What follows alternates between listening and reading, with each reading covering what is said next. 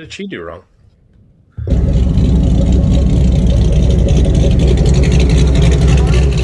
Bring me everyone. What do you mean, everyone? Everyone! Marketing! Welcome to Everyone Racers, A show designed for the world of low-dollar racing and oddball car culture. It doesn't matter what kind of Lemmy Champ or Lucky Track Dog league you run. SCCA or NASA, we don't discriminate. as long as you drive it hard and built it yourself. Join us each week for tech discussion, Tips, tricks, As well as news and notes from the world of amateur endurance racing. whether it's on the spot, hella sweet, Or we're lucky enough in Chrissy, Chrissy, I give you just the tip. we're sure you'll giggle a little. and learn even less. Everyone report to the paddock. It's Chris. This is Chrissy. Oh, you remembered. I'm Tim. And I'm mental. And we are Everyone Racers, and I'm not That's complimenting Mental on his updated video intro this time because Chrissy didn't like that. So I'm going to the normal script. Anyway, this is a medium 90s BMW Blue episode. Welcome to episode 363, and 363 is the color code for Barrett's Blue, as found on the E38 and E39 BMW models. It is quite a nice color. It rather is. Yeah. It's quite Yeah. lovely. It is deep, very deep color. It is. Speaking of Yes. deep, Mental, what are you working on? I am, aside from fighting the internet, I am down one ATV. Had a gentleman drive up from LA this weekend. Picked up my pile of untitled pile of parts in the shape of a Kawasaki Terriax. He was building a retirement ranch down in Kingman, Arizona, so he's going to take that down there. He's using actually this one for spares.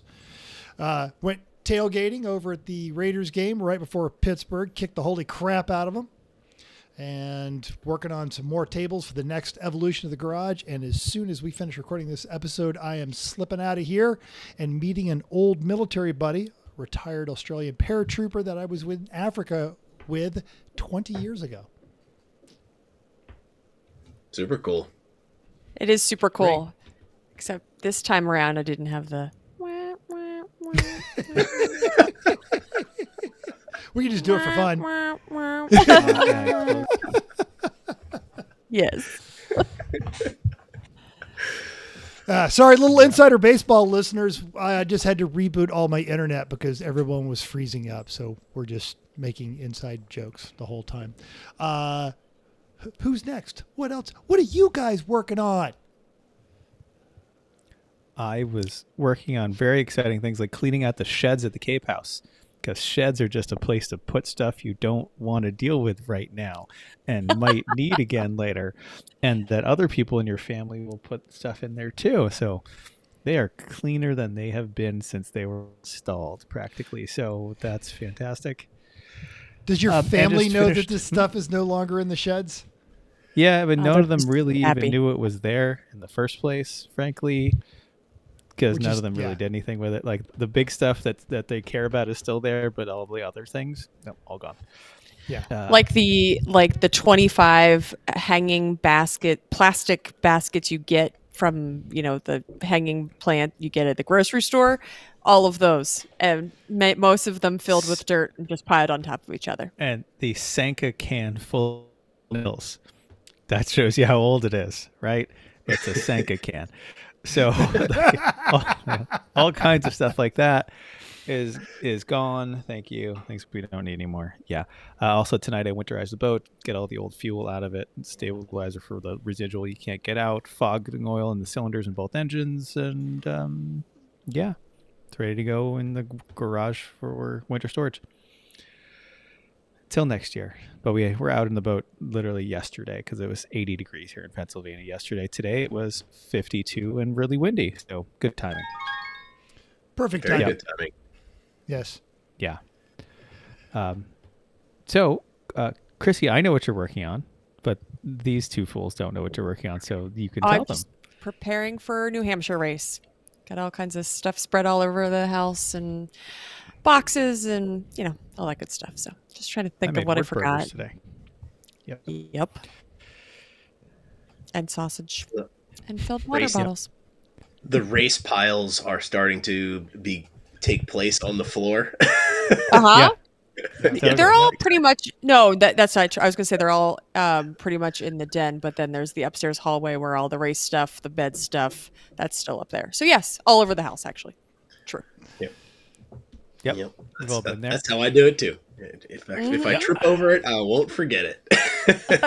I've got like this couch where our dining room table used to be, and we're gonna knock out that wall so the couch becomes the race pre-stage area. Yeah. Yep. Cool. All right. Timmy, what are you working on? Well, I was just in Visalia for a wedding, just outside of Visalia, actually. We were only 30 minutes from the entrance to Sequoia Woods. So we went up and checked out the giant tree, General Sherman, which is so cool. It was unbelievable how much fire damage there was, like leading up to the Great Forest. So that was kind of scary.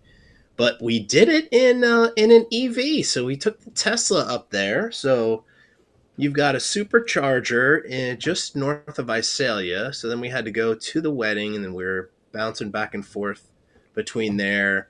And we had 118 miles, and then we had 23 miles to go from the hotel to the tree. And when we got there, we only had 57 miles left. And that's a problem. How much is downhill on the way home? It's a lot. It's a lot. So there was a little range anxiety going on, and I'm like, well, sure. it's not going to burn, anything going down the hill, but like, what's it going to get up to? Like, I didn't really know. So you're at like 6,000 feet. So by the time we left the big old Sherman, we went down the hill. It's like 21 miles to the main gate, and we went from 57 miles to 80. And that was after driving 21 miles. So we were like, now we can make it to the supercharger. We don't have to stop at like some ghetto place with a 110 and wait 7 hours to get 4 miles. So we got that done, which was good. We did pick up a little bit of damage on the Tesla, actually pulling out of the parking spot at this little ranch. There was in the dark, there was like a little bush that they had hacked down. It was like this high, and it just clipped the rocker panel right by the rear tire. So it knocked a piece of plastic off. What the hell?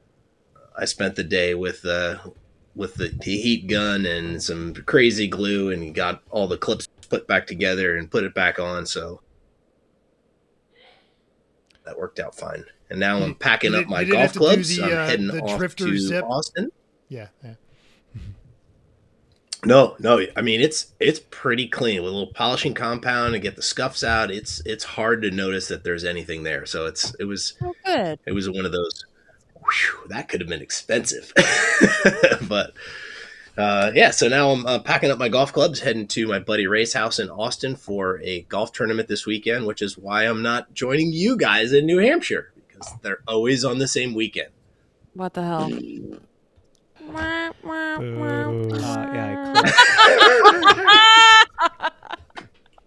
Well done, Mental. Perfect time. Oh, goodness. Okay, great. And it's no time. The latest automotive endeavor. Oh, hold on, Heinrich Tim. Fisker. You did a great job last week.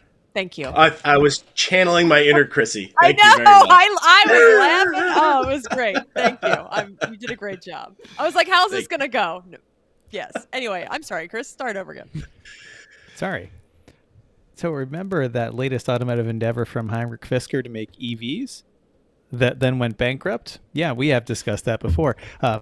They've even left people without warranties, liquidating their assets, all that kind of stuff. Now, they've abandoned their Southern California headquarters building, leaving quite a mess behind in their La Palma offices. Now, local TV station KTLA5 shows the remnants of a lot of junk in the building. It's got trash, auto parts, office equipment, potentially hazardous waste, and even life-size clay model vehicles, one of a sedan and one of a pickup truck. Now, the landlords say they shouldn't be responsible for cleaning up the mess, which reportedly would cost them tens of thousands of dollars in cleanup costs, damage repairs, and what appears to be hazardous waste removal, end quote, according to a legal document filed on October 4th. So, anybody want a clay model of a Fisker? You know, it's a nice conversation piece to have around the house. It looks like somebody just, as they were leaving, just threw everything everywhere. On like the floor. That's not just some office buildings. It's like ransacked. Yeah, but like literally, the feds vehicle? are outside, and here comes like the team, and they're all just trying to like shred everything. Yeah, that's what it looks like. Yeah.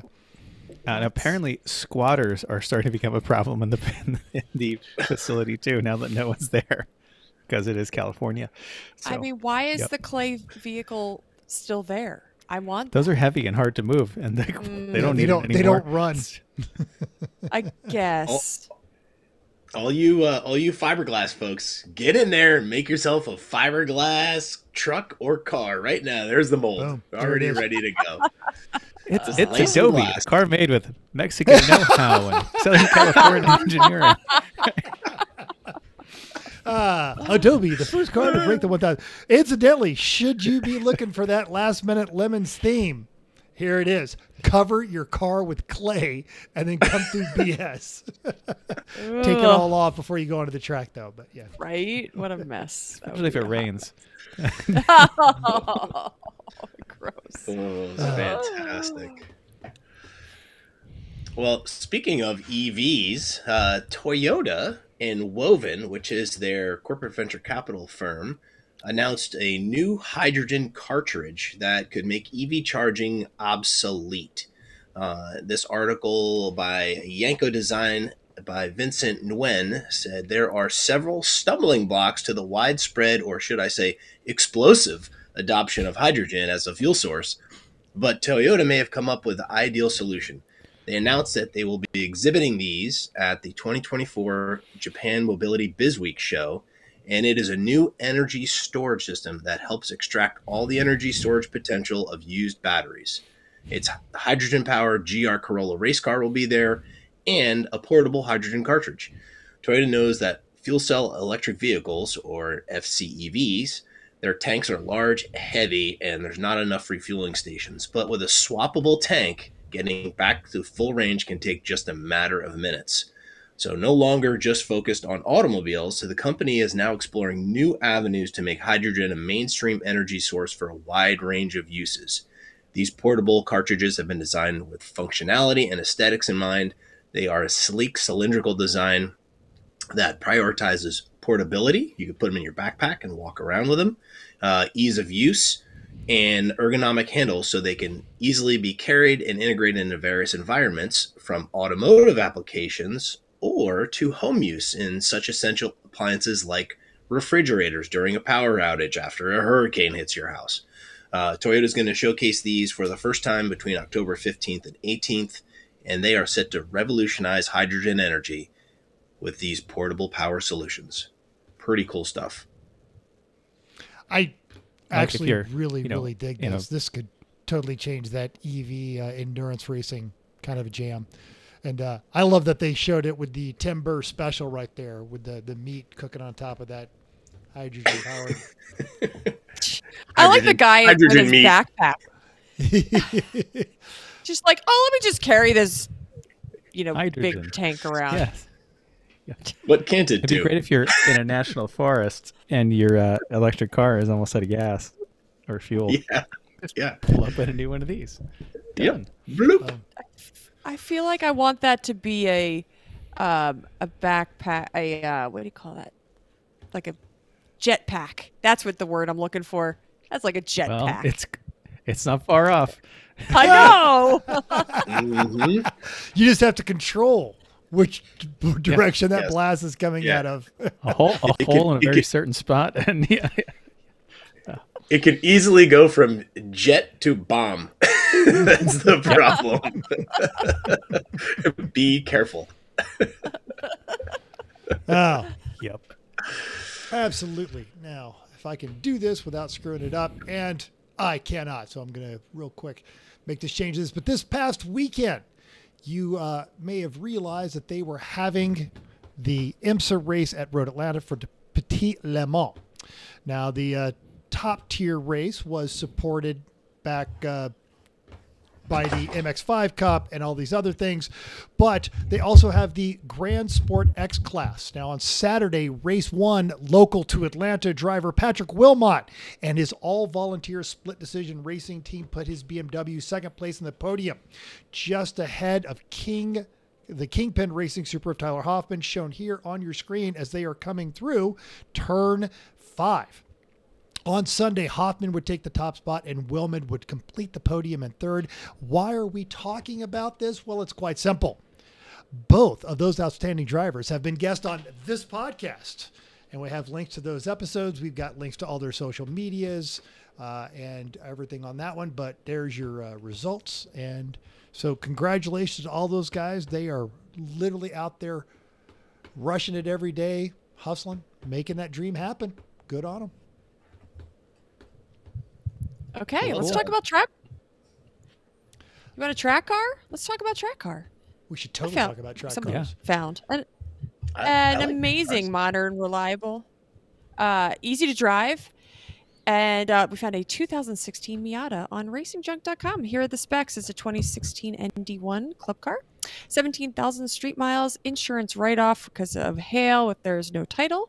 The cage is a 1.75 down with no NASCAR bars not yet installed. ISC adjustable shock coilovers. All rear suspension links are adjustable, corner balanced by URW, Kirky seat, open tablet flash, and data recorder. Hoosiers are R7S, 2 stickers, 250% one spare. Can intake filter, stock motor, and a clutch, near open exhaust, and the recent contact with the tire wall at Black Hawk Farm updated pictures. Seems like a great way to get a lot of reliable, easy track time, and they actually want to sell their cars because they have 18 pictures because they spent the money. So there's a couple dings and dents, but overall, pretty nice race car. $12,100 in Crystal Lake, Illinois. Link will be in our show notes. That is a cool car. That's a lot of car for 12 grand. It really is. Yeah. No title definitely drops the value down, as does the crumpled left rear quarter, but it's cosmetic crumpled. But still, if you need a great way to spend a lot of track time and not have it break very often, this is a great way to go. Mm-hmm. And it's kind of already set up for you. Yeah. You can learn a lot about suspension setup, and that's a great one. Awesome. Yes, please. Okay, it's upcoming races time. Okay. Lemons is at New Hampshire, in Loudon, New Hampshire. 120 cars total, 23 BMWs. Boring. Okay, fine. It's boring enough. 4 Miatas, 10 Hondas, and 8 Porsches. From our 5th host, Eric Rude, he says this is the first sold-out race in 5 or 6 years with 120 entries, and the first one outside of California since maybe 2012, 2013. Easily. Pretty good field. It's a pretty good field. 4 different Saab models. The double Doba TM. Doodaloo. I'll do it for you. I know what I need for my automobile. A Rover that belongs to an F1 member of ABBA. 3 Chevy S10s with wildly different engines. An old Dodge truck, I guess. The Mercury Milan versus Buick Regal battle. That seems like it should be happening in Michigan. There are 2 rookie teams with V8 Audi S4 and a Volkswagen EOS. I wonder which one go well. Worst time and what are the odds that either of them beat the rookie team in the 2003 Camry. I'm going to take 0. Yep. BertOne also has become the 5th car to 50 races, and dare I say the Volvo doesn't look one race over 44. Funny. I think it's going to have a new motor in it. I think they scorched their motor in the last race, which they had like 30 races on. It was some ridiculous number. That they did. So, or they're not running. One or the other. I'm sure it'll be fine. Yes. Totally. With Rust is fixing it. It'll get fixed. Right? It'll be okay. It was done 2 days after they got home. Yeah. Probably. Well, Champ Car is at Road America. 68 cars, which is a pretty good sized field for them there. 17 BMWs and 11 Miatas. That's most of the field. That is boring, but that is a really good number for that series. Just not a lot of Beamers running around Wisconsin. Yeah. 3 Hondas, 0 Porsches, but there are 3 Neons. A Rabbit and a TR7, which is going to look glorious out there. I hope it's a V8 one, or otherwise they're going to have a really long straightaway. Yeah, they'll need the safety crew to to pull them up the hill. So few TR7s have their stock motor in them anymore. Like any of the ones that are left, just about all of them have something swept in, like some kind of V6 or V8 or something. Yes. Oh, wow. The only ones that have stock motors don't run. Right. They certainly don't race. Sure. Oh, I feel like the TR7 club's going to get mad at us, but I don't think they have listen. internet connections either, so it'll be fine. Nope, they don't listen. It's recent results time! Lucky Dog was at Chuckwalla on Saturday. Overall NA winner was 559 Racing, who needs a new team name, just 17 That's seconds the over worst. Colfab. Right. B was a Drunky Wrench. That's Which better. does Under not 4 need a team laps name. back. That's a great team name. Right. That's a good one. Right. C went to Silver like something- Fern Racing. I feel like Tim would make that up. Now mean, Team Drunky Wrench. That'd be the alternate team name for the other one of the cars on our team. I think that would fit the RX-7 quite well. Right? Oh, We're going to have to tell them that this weekend. that needs to be a shirt right there. Sunday saw Twisted Sister a lap over Occupy Pit Lane for A, and overall B was the Flying Hawaiians and 2 white guys, less than half ahead of Colfab, and finally C went to Warhammer. I'm sorry, it's supposed to be half a second. I did not type that correctly. So, close racing at Chuckwalla. Yeah, very. Super fun. It's listener feedback time! All right. Well, from our last episode on the YouTubes, Michael K said, the trailer axle with the tiniest bow in it, as long as it's higher in the middle, is likely normal. Now, the one without it might actually be the issue, but likely the positive camber is just a little less. Both sprung axles and torsion axles typically are built with slight positive camber. Freaked me out the first time I noticed it, on my trailer, especially since it was right after a second spring perch weld failed due to the world's worst weld from the manufacturer. Wah, wah. Yeah. Uncle Dave called Tim the wood butcher. And I feel like that might just stick. And all you can't see that. This is a podcast. Also on YouTube from our butt hangover show, Phil asks, so you think I could get that shifter cable back? LOL. Somebody had to have a good weekend. Thank you, Mental, for bringing the Omega. See you at Cinema. Nope. On the video of Kim's of Kim's syrup at Bleeping Fast Motorsports commented, LMFAO, this is the greatest. It's a pretty good video. You can check it out on our tube. On the Instagram pic of my Miata, the crew from Dutch Oven Racing asked if we would be at the Miata reunion at Sonoma next month, but unfortunately that conflicts with the Houston race, so I'm not going to be able to make it. Shoot. And finally, congrats to Twisted Impressions Car Club. Their car show this past weekend was able to donate almost $6,500 to the Pink Fund. Great job. Wow. That's fantastic. So good on those folks. Yeah. You guys, yeah. Well, Chrissy, you guys listened to the last episode. So I don't have enough confidence to pour syrup on their pancakes.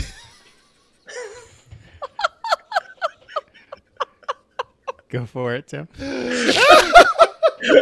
Hi, Chrissy's mom. Oh. Okay. Would not do that 100%.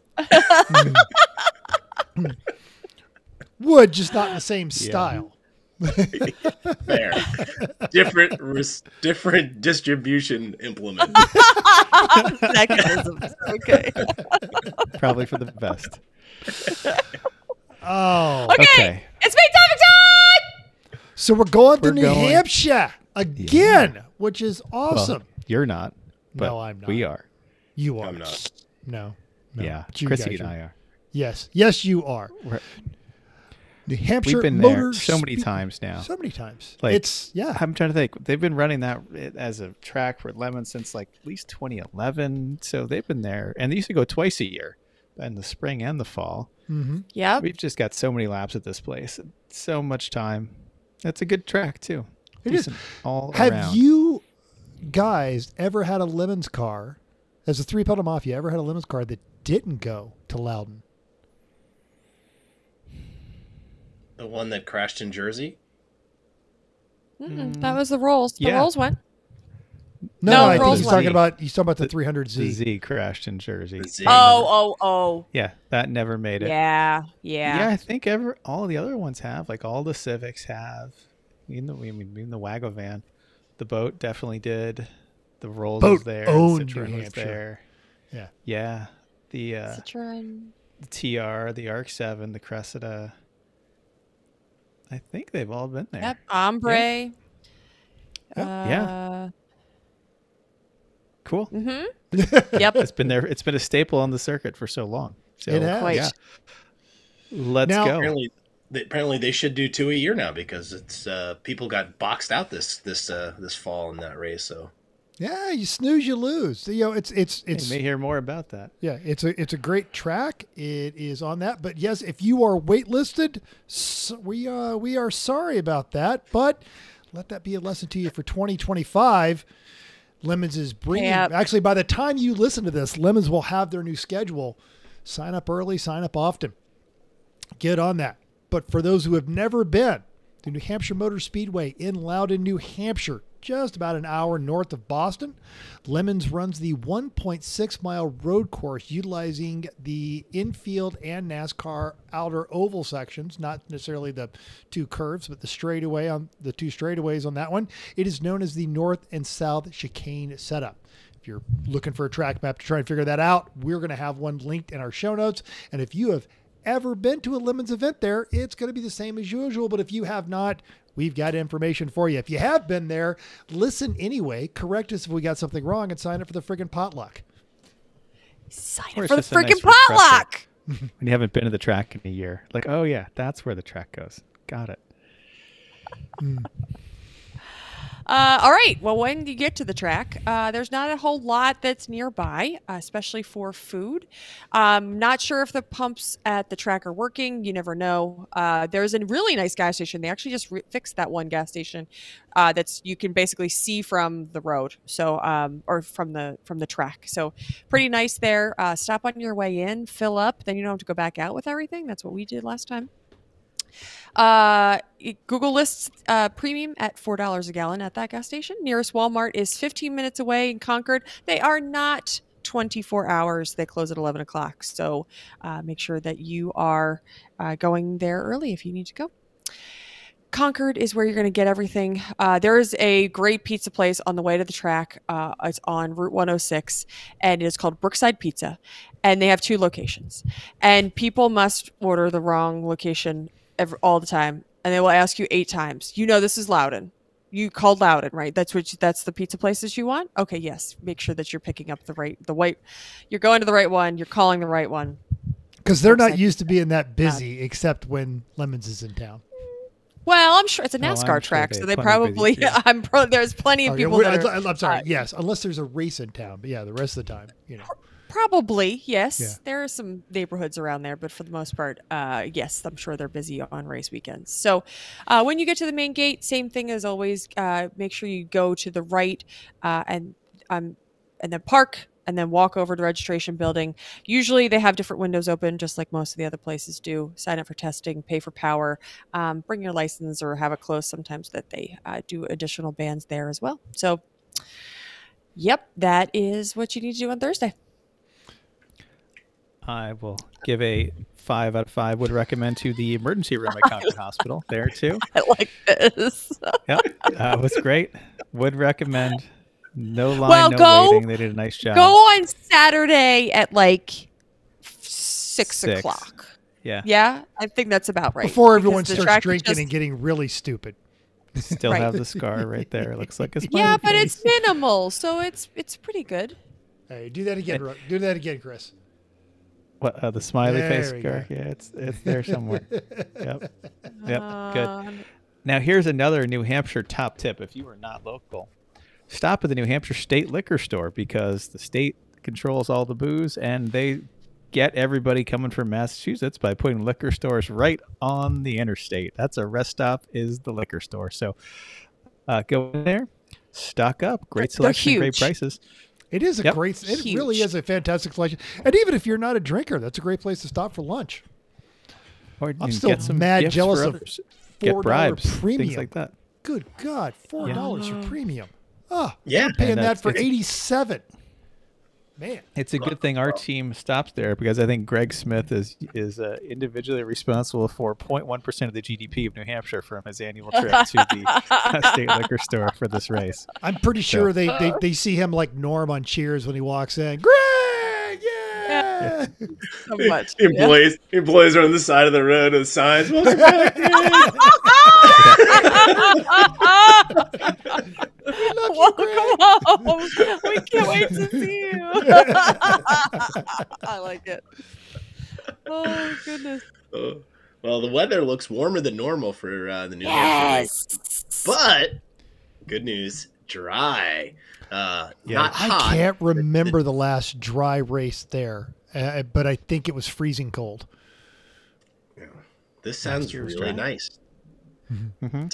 Temps are going to be in the high 60s the entire weekend, clear, dry, with lows in the 30s. So, beanie and a coat. That's why I'm not Beanie going. and a coat. It's not going to be freezing at night though. Like there are times we've had to start the cars before, like late at night before we went to bed, and let them run for a while to get some heat in them so they wouldn't freeze up overnight. This is why I put a block heater in the old Civic so we could plug it in for races like this and not have a problem. No, and there'd so be this is great. days where everything would just ice over. So if you had to go outside to cook, then you'd have to like defrost the stuff, like grill and the water that we leave outside. Like actual stuff would just freeze. So We'd leave the coolers open because it was colder. Refreezing my ice. right? Yep. No, it's usually very cold. So I do remember, Chrissy, you said you got in the car after me last time I was there, and you're like, "Why is it so hot?" Because I ran the morning shift with the defroster and the heater on. It was lovely. That was fantastic. I was like, I'm dying in here. I'm like, the heat was on full blast. I forgot about that. I'm so confused. Oh, okay. That's why you leave the defroster when you're building that car, folks. Yep. Highly recommend. Well, the test day is run by the track on Friday. The time will be announced, and you'll sign up with the track when you arrive.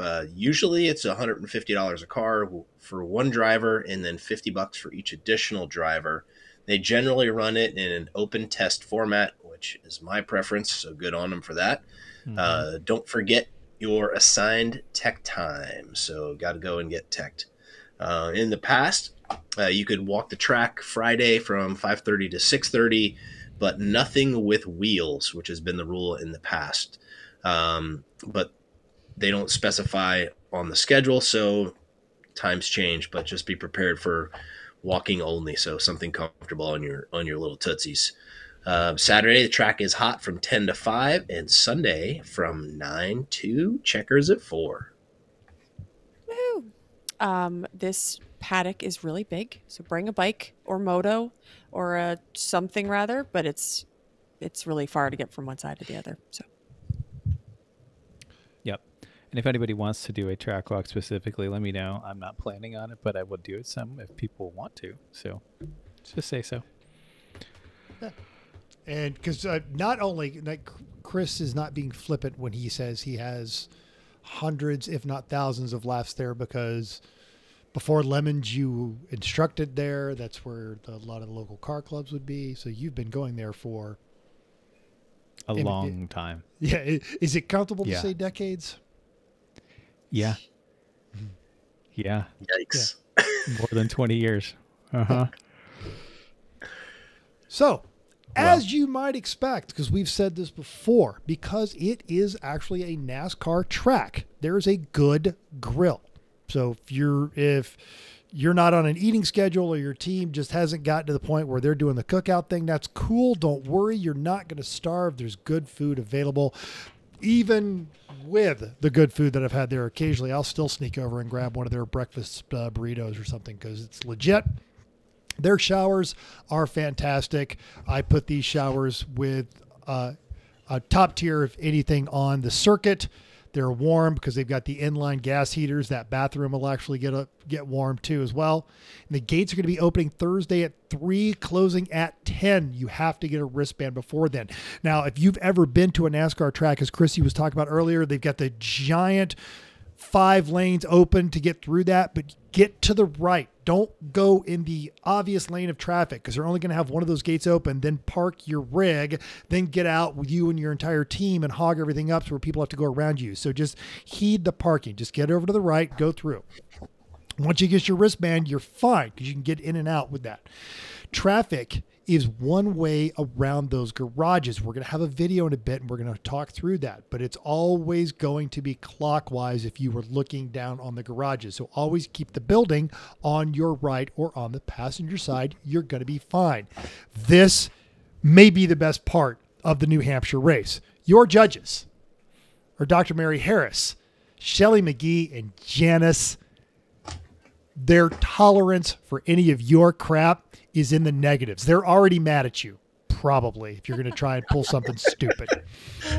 And everyone else who knows them is going to be setting up spectator seats just to watch you get hassled. It's going to be great.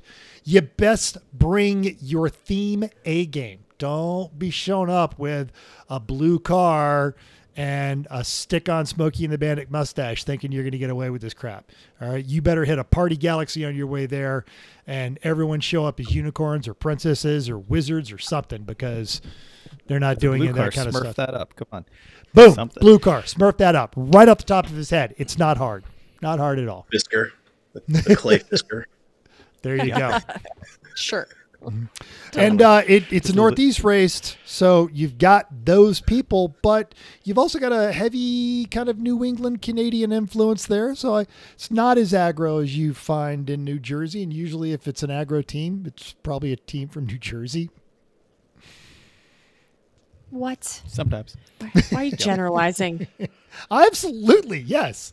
Why? All right. Potluck.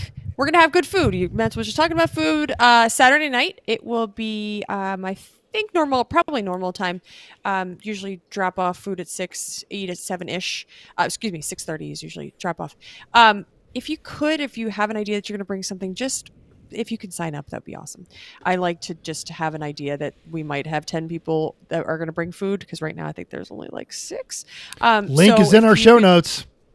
If you could just sign up, just say like bringing a salad, cool, like whatever you think you might bring, and show up. And if you're going to show up, please bring food. That's usually the nice thing to do for a potluck. So that's the point of a potluck. It is not a catered dinner. It is a potluck. You're supposed to bring something, people, not just show up and eat food. That's we were working on our car. We don't have any food, and I'm just so hungry. Well, yeah, she just told you where the Walmart is. Right? Maybe. And the pizza place down the street. If you don't eat half the pizza before you get there, then it's just fine. And I understand that Corey Dickman has offered to sponsor any team that wants to bring potato salad. So, but if you generally find you find yourself wrenching on that car at 5:30, oh man, first off you're going to need nourishment. So about 5:30 or so, you've been wrenching on the car. Hey, pop over to the 3 Puddle Mafia garage because it's going to be right next to the Black Flag / area and say, hey, what did you not get signed up for? We're going to run down to Walmart and get it, and then bam, sounds your fun. conscience is free and clear. The New Hampshire Potluck is usually a great one because it takes up like 9 tables. It takes up 2 bays worth of food. So there's some great and wonderful and generous people that make food there, and you don't want to As disrespect. long as you actually do. So there's that. And make sure to stop by the 3-Pedal Mafia garage for a spin at the shot wheel. Shot wheel! We're going to have a shot wheel. It's Shots, going to be shots, fantastic. Shots. That's what we're doing. Yep. Shots. We are the ones that we're bringing. Oh, and if you have any liquor, stick your arm in the back of your liquor cabinet and figure out what is back there that you didn't know was back there. You forgot. Your wife decided that, something that was like peppermint looked good at the store, but then decided that that's disgusting. And that's exactly what we need for a shot wheel. So you should just do that. Bring it with you. Bring it. She won't miss it. Bring old Dusty to the party. Oh, Dusty to the party. Yes. Please and thank you. We already have some good ones coming, but yours would be helpful to supplement. Absolutely. All right, so for this discussion, we're going to be using a track map that lists 12 turns. There are others that might say up to 14, but, whatever. This is the one we're going to use. So let's use that. So you have all driven this track, so comment as you wish. And Timmy, you've never driven this track, and you live in Maine? Are you kidding? No, it's still on the list. It's still on the list. You're missing out, bud. Next year is going to be my year, though. I feel it. Oh, wow. Okay, I hope so. I gotta move that damn golf tournament to a different week. Yeah. Well, we'll talk schedule after this. Anyway, so let's start with how to actually get on track, because it is, if you've never been there, it is confusing. In most tracks, you go out through the, this track, like everyone else, you go out through the gate into pit lane. And it's a beautiful, big, wide NASCAR pit lane. It's wonderful. And you turn left and you're driving for a long way, all the way down to turn 1, where you see Ken or Dale, and they check all your stuff, and you say, hello, hi, Ken, hi, Dale, and give, say, be friendly, and then you go. And normally you go right onto track, right? Not here. You then turn left and follow this meandering road of cones that keeps going, and then it turns right, and then it turns left and turns right again. And then finally, it looks like you've got nowhere to go. You're sitting there, and it's like, well, there's race cars are right there, crossing right in front of me, and there's cones. There's not enough room for me to get there, right? No, there is. There's just barely enough room for you to squeeze between the wall and the cones to go out of turn 2 into turn 3 into that straight. Yes, Chrissy. You think that you can't fit. 2 Cordobas are going to fit. So you can fit. Yes. Yes. And, so and you just for those watching on YouTube, follow if the you little look at the road. video right here, there is a tendency among a lot of rookies to just literally go between the cones right there, turn right. That is one of the worst things you could possibly do. So if you don't see 2 tire walls and then make a hard left by the flag station, you have entered the track wrong. Yeah, hard left by the flag station, and then the track will open up right in front of you, and you'll go, oh, okay, got it, thanks. And then be sure to mind the blend line and just stay all the way left, all the way down to turn 3. That's important, because there are people coming through there. Some of them are going to be coming very close to you and those cones as you're entering the track. So stay left all the way to turn 3, and you'll be safe and happy. All right, now let's go back to start finish straight and just run through a lap of the track. The straight, it's a NASCAR I didn't have the straight. video queued up to do that. I had the video. That's starting okay. at turn 3. Don't worry about it. I would just rather run the track as a track. So the straight at this track is very wide. You can go 4 wide, no problem, but it's actually shorter than you'd think. Like you think, oh, it's a NASCAR track. It's going to be a long straight. Not so much. You end up really not. Our top speeds of this track are lower than all of the other ones in the Northeast. And as you might be 4 wide down this straight, but you're going to have to narrow yourself down to 1 or 2 wide for turn 1. Turn 1 is the first of the south chicane that's there, and there's essentially two good routes through turn 1. The faster one is to stay to driver's right, past where it is where it's straight and onto the NASCAR banking, and then swing it wide. Use the banking to brake and turn, and swing wide down into turn 1. This leaves, though, a giant hole in the inside, and if there's anybody there, they're going to dive bomb you down the inside. So the other way to do it is, as you're coming up to the flag station at the end of the straight, tuck all the way over to the left.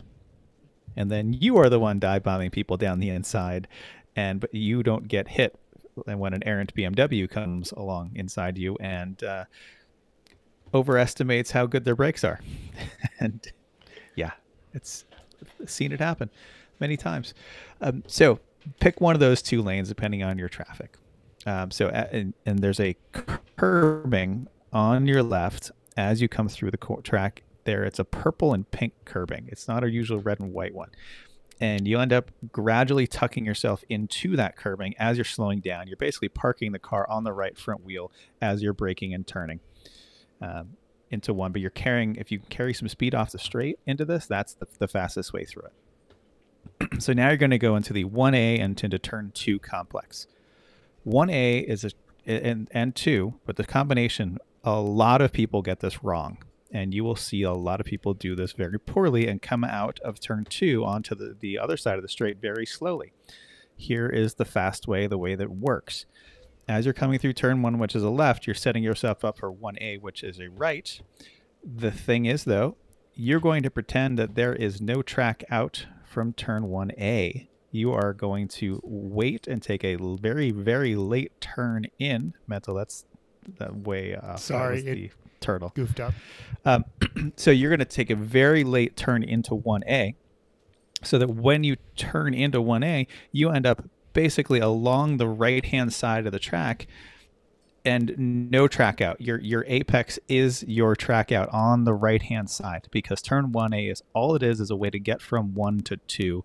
And if you do 1A too quickly and you track out, you're going to ruin your run through 2, which is going to ruin your speed all the way down to 3. So set yourself up, stay hard right. Actually, a good way to know you did it right is the car will be neutral, like not cornering, in the little tiny straight before you take the left into turn 2. And the left into 2, apex later than you think. There's going to be a lot of banking after you get through that apex, and you're going to get lots of grip, but the darker pavement closer is usually grippier than the pavement up higher. I'm not going to talk about the rain lines here, which are extremely different because it's not going to rain. So, but if you do turn 1A wrong and then you carry too much speed into 1A, you track out in 1A, you end up being super late into 2 and not turning early enough, and not apex, and you apex too early, and you end up just pushing way up high, and you're not on the gas as much, and it just ruins that section of track. So watch out for people doing that. You can also pass a ton of people. If you see them setting up for 1A wrong, just hold back a second, let them do it poorly, and then you're going to shoot by them in the inside in turn 2. Even cars that are way faster, you can just go right by them. Yep. Okay, now you've got a straight between 2 and 3. This is on the NASCAR straight again. It is on the straight again, but then goes to the left of the track, the main straight itself, because turn 3 is a long sweeping right-hander to go up the hill. If you've done 2 correctly, you just unwind your wheel out of 2 and end up just pointing straight down the chute into 3. They have widened the apron on this in the recent years, so you can go further left than you had been in the past, especially once those cones that they were going to put there get knocked away pretty early on. So you end up, if no one's around, go all the way to your left and then downshift and cut hard right so that your right 2 tires just barely touch the rough curving on the inside. Just barely. That's if no one's around. Oftentimes you're going to have to end up going on the inside. There's always going to be someone around. Pretty much. There is right? never going to be a time when no one is around. 120 cars. Yeah, there's going to be 2 lanes is what's really going to happen. And sometimes people are going to try to make it 3 lanes into 3, and that doesn't work very well. And you So end you up, have if to you end up bump with it your down. left wheels on the rough curbing, it's bad. You have no traction. It's going to be terrible. At this point, just watch the cars ahead of you and figure out which lane is going to be best, inside or outside. So you have to Knowing- talk about but- cars getting on track in this corner as well, and blood Well, line. yes, coming into between 2 and 3 is where the cars are coming on Yes. track. Yes, thank you. Correct. We did. One we did thing talk to about that. think about when you're picking your lane for 3 is that you're about to go up the hill. The second half of 3, you're crossing the NASCAR straight and then hitting the hill to go up into the outfield, and that transition is abrupt. It is. There's no way around it. I think the Cordoba bottoms out as it goes up that hill. In fact, that's what I think they've told me. So another thing is, though, is if you're understeering as you're crossing the track, as soon as you hit that uphill, you are not going to be understeering. So if you've got a half a turn of wheel cranked in there and you hit it, you're all of a sudden going to shoot to the right. So watch out for that.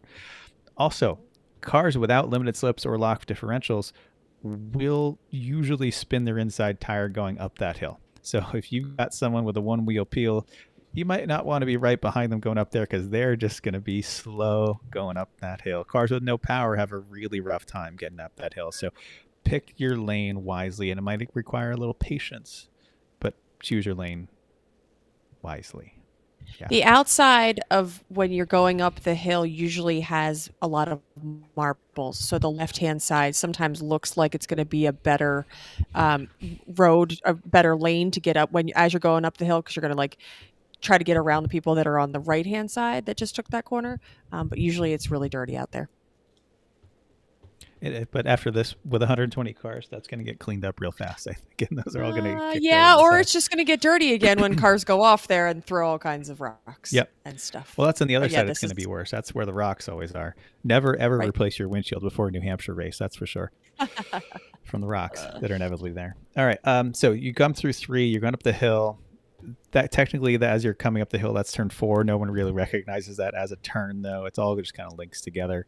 There is a boulder way off the side on turn 4. No one knows it's there except the one team that actually hit it one time. Boulder. Right? It's so far off the track. When they said they hit the boulder, we said, "What boulder?" We're like, "What boulder?" Eventually, we went, "Oh, yeah, there's a boulder." Okay. All right. So once you're cresting the hill, at the top here, you're actually starting to accelerate again because you're at the top of the hill. There is a flag station on your right-hand side. Watch it because you cannot see what is over that hill. Also, this is where they tend to put black flags out. So watch it, not just for you, but also watch it for the people who don't know what they're doing and they see a flag with their number board and they hit the brakes because they're like, "Oh no, I got caught." So keep an eye on that.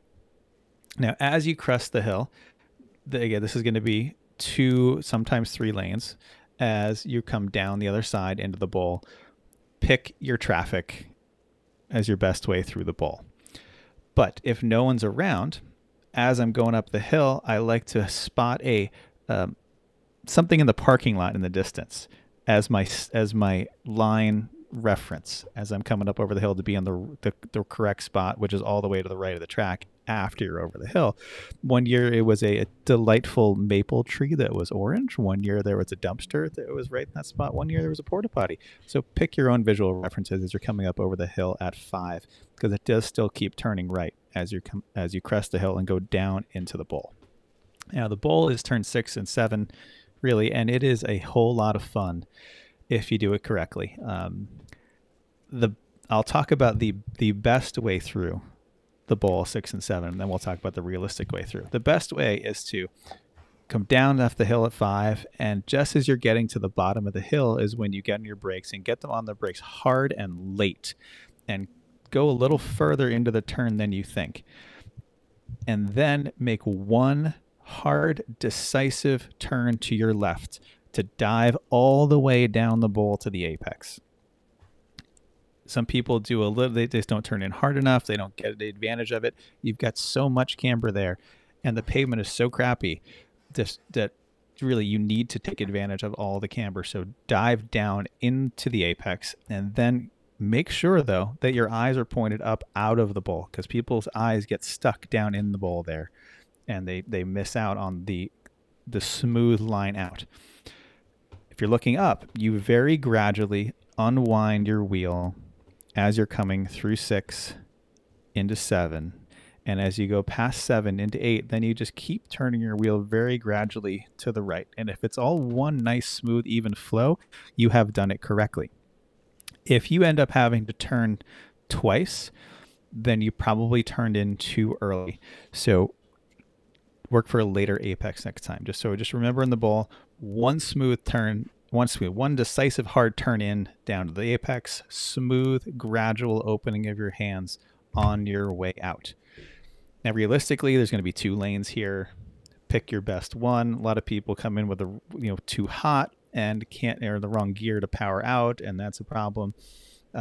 Coming out at 7, it gets a little narrow, and people don't notice that and end up putting a wheel off. So be careful of that. At 7, there's a flag station there you need to see because you're going up over a blind hill at 8. So if you powered out through 7, everything's going nicely. You're probably shifting at the top of the hill there. There is a flag station in the trees on your right-hand side at turn 8. Give it a look because you have no idea what is going on either side there. There is some passing going on this straight, usually, from people who are slow coming out of the bowl. As you crest the hill at 8, though, the track does turn to the right, and then it gets a little tougher because there's a huge gravel pit on the left that cuts into the space where a lot of cars are, and a lot of cars end up spiking the brakes or to avoid it, or turning in abruptly into other cars, or going into the gravel and putting gravel all over the track. And when I say gravel, this is like round pea or larger than pea size New Hampshire granite, and it goes everywhere. Everywhere. In your car, outside your car. You basically fling it as soon as you hit it. Somebody hits it, it just goes like a party. And one thing back to the bowl, if you find yourself that you just too fast and you end up with 2 wheels over the top of the bowl on the outside, you best get it under control, because once the 4 wheels come off the top of the bowl, you are not in camber that's helping you camber, but camber the other way that's just going to toss you right into the huge deep pit of round rocks. And without 4-wheel you will drive, not get out. we're not making it out. Our Wago van got out once. Dave Culberson stuck it in there one time. And he put it in super low gear because weird 90s Japanese cars had the super low gear, and he kind of like chugged his way out in 4-wheel drive, and that's the only way it got out. I found rocks in that car for years after that, until we got rid of it. There were rocks in that car everywhere. Everyone else, you're just that's actually because there's bleachers at the top of that. That's a great place to go watch people get dug out. Because and the recovery vehicle doesn't even go on the gravel after you. They send some poor guy, like the new guy with the recovery strap, into like the shin deep rocks to hook up to your car. So if you've got a Northeast race car that might be a little rusty, you better check that tow hook. That is not how you add lightness. Don't go in there. No. So that same gravel and the same philosophy toward the gravel pits exists after turn 8, and there's the one on the left, and people put 2 wheels in that all the time, and it is not going to be good. You're going to get out of it at least, probably, but it's going to put gravel everywhere. All right, so you're coming into turn 9. Turn 9 is a sweeping left-hander that's downhill and off camber, where you're setting yourself up to cross the NASCAR straight again and go back into the infield. Here's how I like to do this one. You come up from 8, you've apexed 8, let the car track out so that you essentially apex 9 in where it sticks out the furthest. But the way I like to do it is stay on the gas a little later than you might think. And then as you're coming up to the apex or just past it, brake hard in a straight line before you start to turn.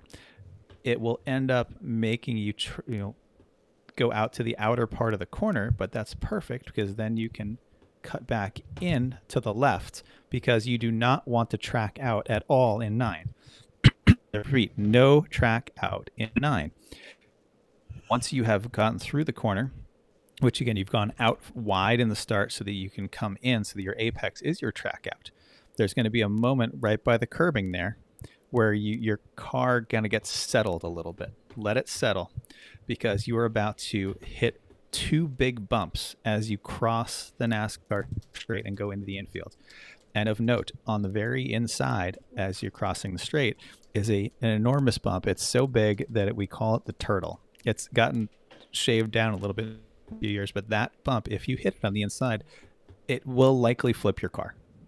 It has done so for many others in the past, and it will do so for others in the future. And it's there on purpose to keep you away, because right behind that wall is a corner worker.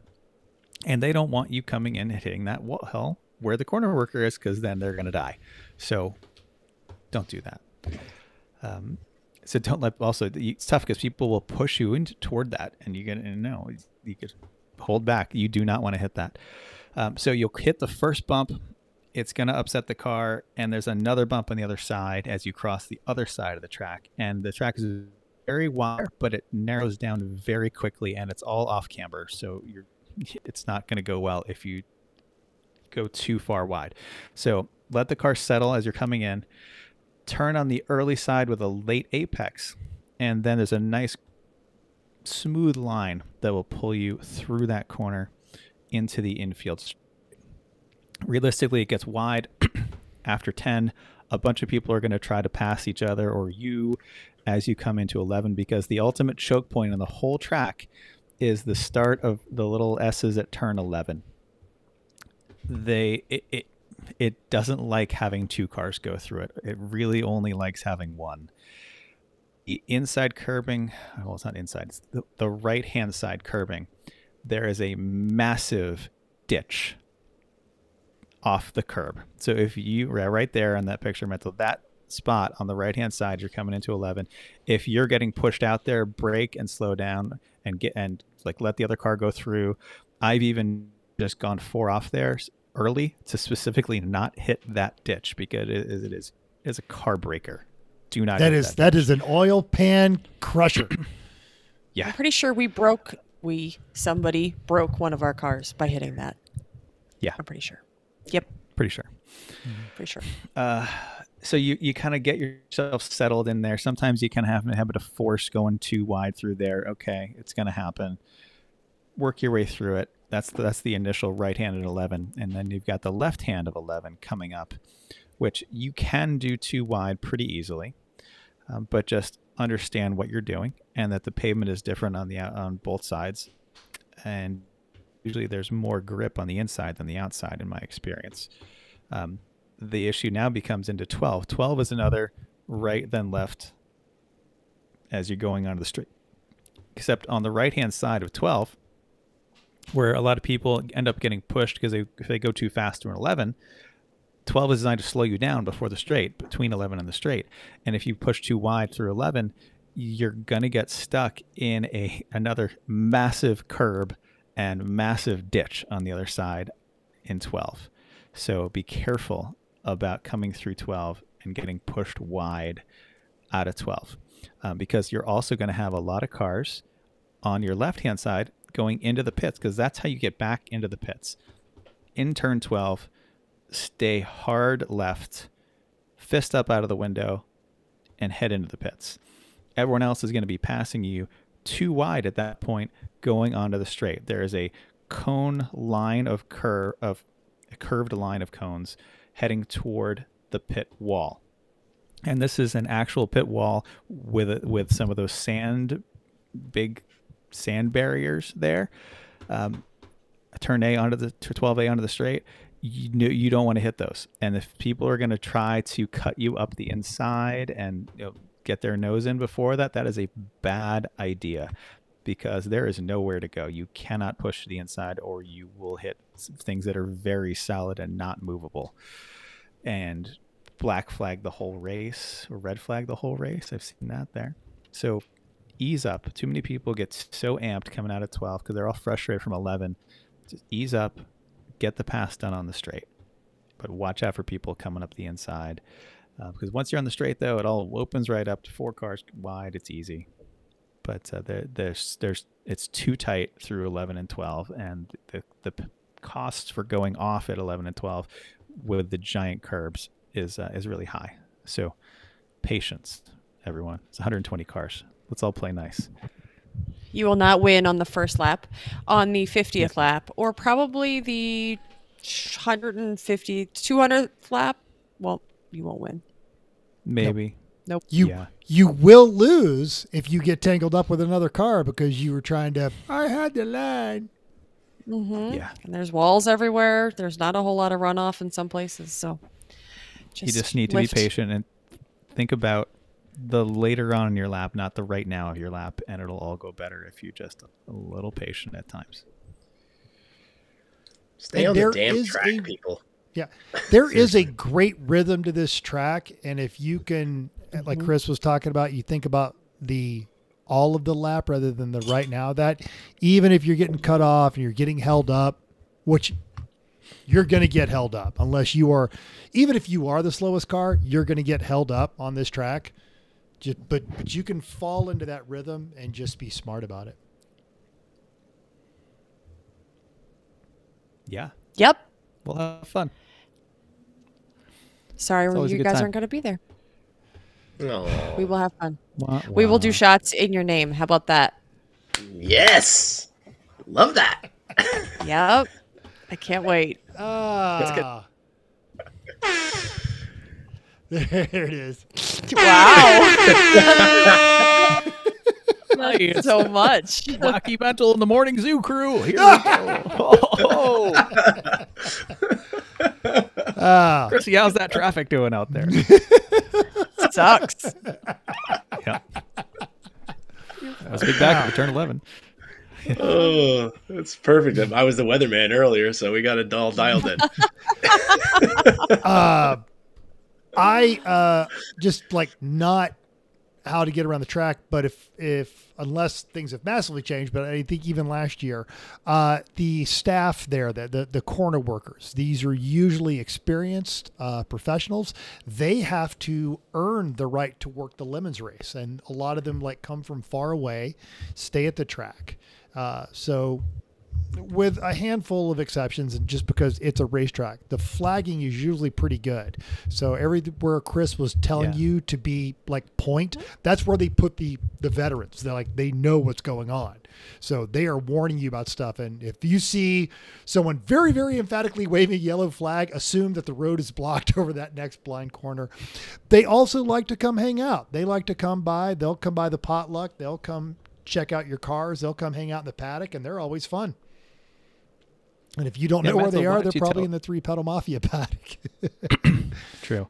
Mezzo, why don't you tell everybody why it's so important to be watching for those corner workers? Because you never know what's around all the blind hills and corners at this track. You never know. You never know when suddenly two cars in front of you might part, and here comes a wheel at you at 80 miles an hour that is decided it should be free from its car. You should just pay attention to all of these things. The treehouse one is a good one. You know, I want to say it's like 8 or 9, maybe 10 years ago. Like I think I'd run an entire session and didn't know that flag station was there, and dumb luck that I didn't get killed on that one. So there's so many places you cannot see what's going up ahead of you. And even in places when you can see, it's 120 cars. So you've got 2 cars blocking your path. You're still trying to run the line, but most of that race is the first 1 mile of a 5K, where it's just shuffle, shuffle, opening, shuffle, shuffle, opening, shuffle, shuffle, opening. So just, be patient, be considerate, be smart. It's a good analogy. Speaking of wheels, is this the Don't Wheel Me Bro race? It is 100%. It is Don't wheel me, bro. It is. It absolutely is. Don't wheel me. Yeah, that was on the front straight. Because there's so many spots where it opens up wide and then narrows right down, and you have to sort yourself back out. Mm-hmm. All right. Yeah, just don't. Yep. I really should have had that one queued up. I was going to say it earlier. I saw him as soon as he got out of the car. He was mortified, just like so not good. Okay. The interesting thing is Matt was reunited with that car this year it came to Road America. Road America. It's still there. Yep. None the worse. That's great. Okay. Next week, what are we doing? Oh, well, as we often follow our previews with The Hangover. And there's a shot wheel. So at least 2 of us are going to be very, very hungover. We don't have to start, so that's good. So we're between 4 of us will figure out who's less drunk to start the next day. There better be some social posting, Chrissy. I want to see the wheel in action. All right. You will see it. I'll be posting. Very, very much. It's going to be awesome. And also the inevitable Sunday morning when, Black Betty is in 4th place and all the cars are lining up 30 minutes before the track goes green and it's still sitting on jack wheels stands. on them. Yep, that's traditional. If it looked anything different than that, we'd get concerned. So. on brand. Yeah, pretty much. Especially if they partake in the shot wheel, which I should make sure that our team knows about the shot wheel. That's happening. Oh, they'll know. Don't worry. Okay. So good. The drunky wrenches. The drunky wrenches. There it is. Oh. All right. This is awesome. Do we have the safety item? We got nothing? All right. No. Stay safe. Not this week. All right. Well, hey, yeah. All right. Like you said. All right. Stay safe. I was happy to hear that all of the racing folks that I'm friends with in Florida are all safe. So congratulations to all of them. I am sorry for anyone you may have known that may have lost something important down there, but it looks like the gearheads made it through. Cool. Yeah. And hurricane season is not over. No, there's another one brewing out there. Yeah. October 24th used to be the date the insurance company would give us that we weren't allowed to sail the boats to the Caribbean from New England before that date, or we wouldn't be insured. So that's the day we'd usually leave, assuming all was clear. It's probably similar right now.